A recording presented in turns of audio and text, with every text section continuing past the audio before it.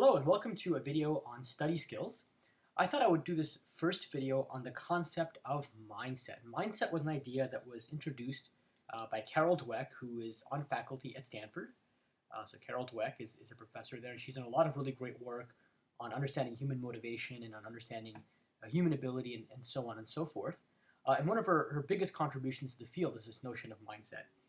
And what Carol Dweck basically observed is that people can be placed on a continuum based on how they perceive or what they perceive to be the source of their ability. Okay, on one end of this continuum, you have people with a fixed mindset, so fixed mindset people. And fixed mindset people basically believe that success is based on some type of innate ability. They have what's called a fixed theory of intelligence. At the other end of this continuum, you have people with a growth mindset. And people with a growth mindset tend to believe that success is based on effort. And this is also known as the growth or incremental theory of intelligence, so incremental theory of intelligence. And people who have a growth mindset tend to, work harder, and people who have a fixed mindset might say, you know what, I can't do something, so I'm not even going to try. I think everything is based on innate ability. And ultimately, even though so one thing is with mindset is that people may have different mindsets oriented towards different activities. So maybe somebody will have a fixed mindset towards athletic activities like sports, but have a growth mindset towards academic endeavors. So for example, they may believe that being able to be good at basketball or baseball is purely an innate talent. If they can't do it, then they'll give up. Whereas that same person might believe that being good at math just requires more effort. And so even our mindsets can be different based on the actual scenario we're in. And for some people, they may not even be aware of what their own mindset is towards a given topic. But the key telltale sign around someone's mindset is their reaction to failure in that arena. So for example, people who have a growth mindset, or rather a fixed mindset, think of failure as a bad thing. They don't like failure. It's a shortcoming of their abilities. They just don't react well to it. If they fail at something, they give up. These people basically just give up. They give up. People with a growth mindset, they don't actually mind failure as much. I mean, they think of it as something that can be worked past. To them, failure is kind of part of the game, and if you can work past your failures, you can become better at things. Okay, so they don't mind failure as much because they realize their performance can be improved. Now, I think this is very relevant to learning, and actually Carol Dweck showed this in some of her subsequent studies, but already, when you look at the description I've given, the reason it's relevant to learning, in my opinion, is that people, when you learn, you're basically introduced to new areas, to new scenarios. These are scenarios that might push past your comfort zone. They might challenge you initially. I mean, not everybody, can jump on a bicycle and be able to ride it right away. Most people fail at that. So we're always encountering new situations where we're learning, which means that we're being introduced to new scenarios and being pushed out of our comfort zones. People who have a growth mindset are going to be more likely to persist in the presence of failures. And ultimately, that persistence will lead them to get past those failures, to learn more effectively, to pick up that new skill and do well at it.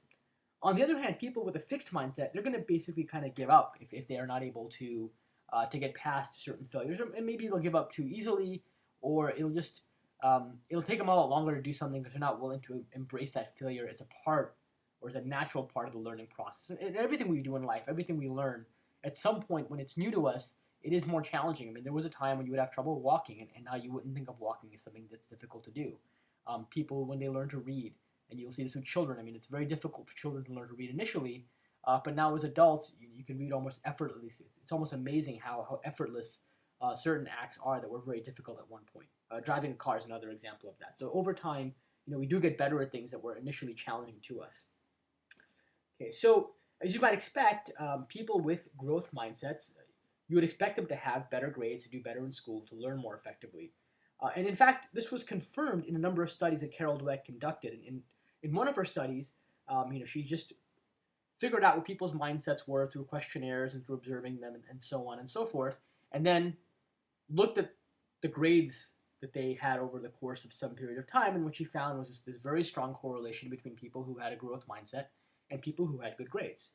So that's actually, it's a nice study, and it kind of confirmed our intuition about what mindset might lead to. But there was another follow-on study that she conducted, which I think is even more profound in terms of the impact that mindset plays.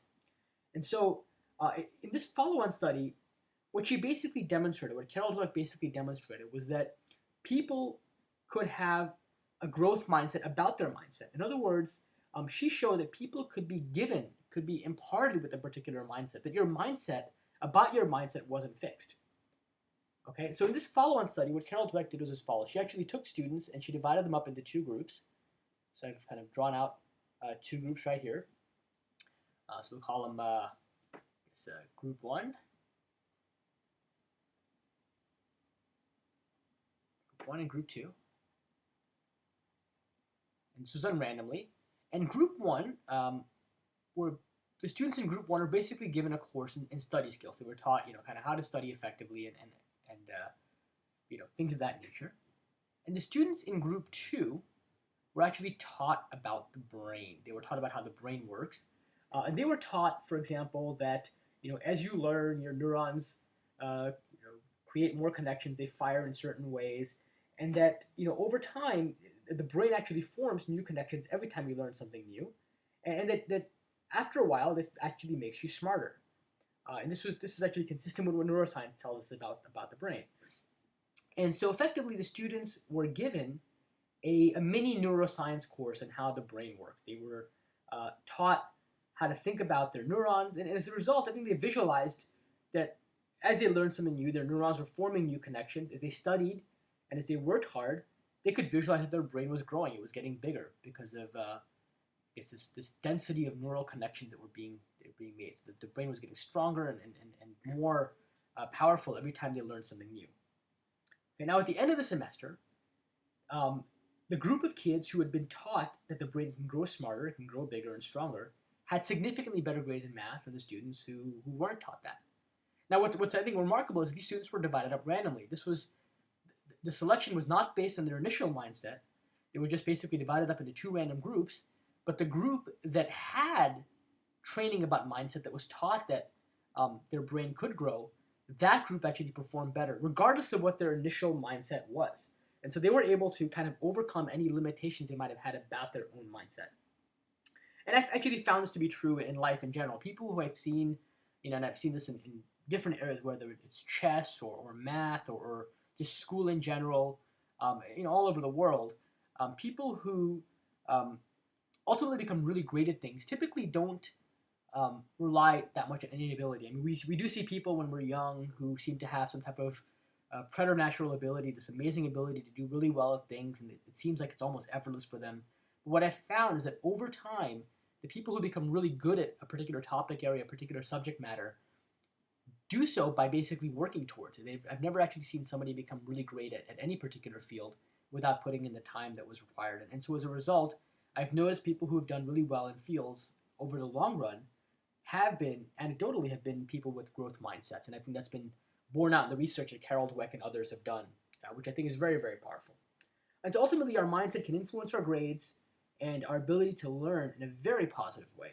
And given that we can influence our mindset, to me that means influencing our mindset is a great way to start on the path towards effective learning. So if one of the most important things you can take out of this series, it would be that try to adopt a growth mindset, and you can adopt a growth mindset because your mindset's not fixed about your mindset, and realize that that's in many ways one of the foundational pillars of becoming a really effective learner. Hope you enjoyed this video, and I look forward to making more for you. Thanks a lot. So in this video, I thought I would talk about some ideas in time management that often, I think, don't get enough attention. And I think oftentimes people will make something like a to-do list, and then they'll start tackling items one by one on that to-do list. And while this type of approach is better than simply finding different ways to procrastinate, and there are definitely, I think, a few dimensions that I would encourage you to consider when you're planning out how to tackle what you need to get done. And for lack of a better term, I'm going to call this brain block or B squared scheduling. It's two B's, brain and block. So kind of BB. Brain block scheduling or B squared scheduling. And the idea behind that is that there's two particular dimensions I think you should consider when you're thinking about what you have to get done. There's kind of big brain versus small brain. And some tasks require a great deal of intensity and focus. And for example, if you're working on a math problem set or if you're working on a programming assignment for a computer science course. versus other tasks are much more mechanistic. For example, you're organizing your desk, and that's something that you can probably do with a little bit less mental energy, I would hope, than a math problem set. Similarly, some tasks are big block versus small block tasks. And so, for example, some tasks are easier to accomplish if you have a big contiguous block of time. So, for example, a programming assignment, or if you're working on a lengthy term paper, having uninterrupted time is valuable here because there's a high cost to switching contexts, and perhaps even a higher startup cost, since what will often happen, at least when you're doing a programming assignment, is that you might have a lot of ideas in your head, and you want to get those ideas down quickly before you forget them, or if you have to switch context, you might lose a lot of valuable information that you've been kind of keeping mentally track of as you're working. So in other words, the cost of getting interrupted is very high on these types of tasks. Okay, now other tasks might only require a few minutes. So for example, responding to a particular email or reading a short article that might be related to your work. And so these are things that you can probably do without quite quite as much time, but they are going to be pretty important to work on. So let me actually chalk out some examples, and let me actually use some of the chalkboard here. I'm going to kind of draw out a big box here. Okay, let me actually just kind of break this up into, make a little chart here. I'm making 2 columns and 2 rows. So, and we'll kind of break this up. So maybe across this dimension, I'll talk about small brain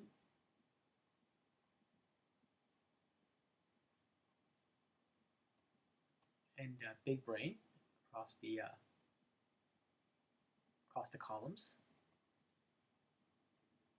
So everything here will be a big brain, everything here will be small brain. And you might have big blocks. So let's say big block. So everything in this row will be big block and small block. Actually, let me make it a bit more consistent. I'll make it small block on the top row.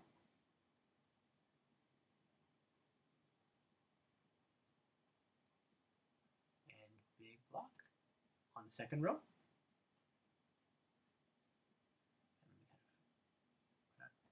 So what are some examples of tasks that would fall into these buckets? So for example, a big brain, big block task I mentioned might be, for example, a programming assignment that takes a lot of time, and you generally need a lot of mental focus when you're doing it.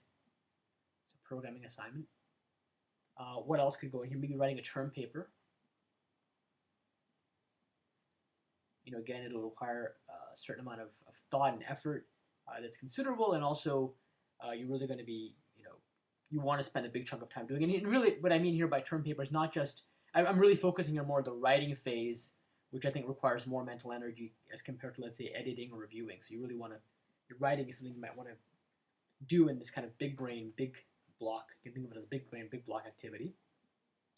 What are some small brain, small block, or rather small brain, let's talk about some small brain, small block activities. So for example, maybe reviewing lecture notes, review notes.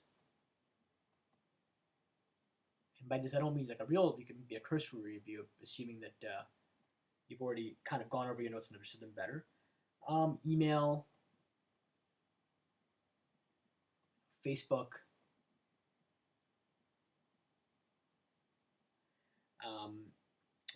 maybe napping, taking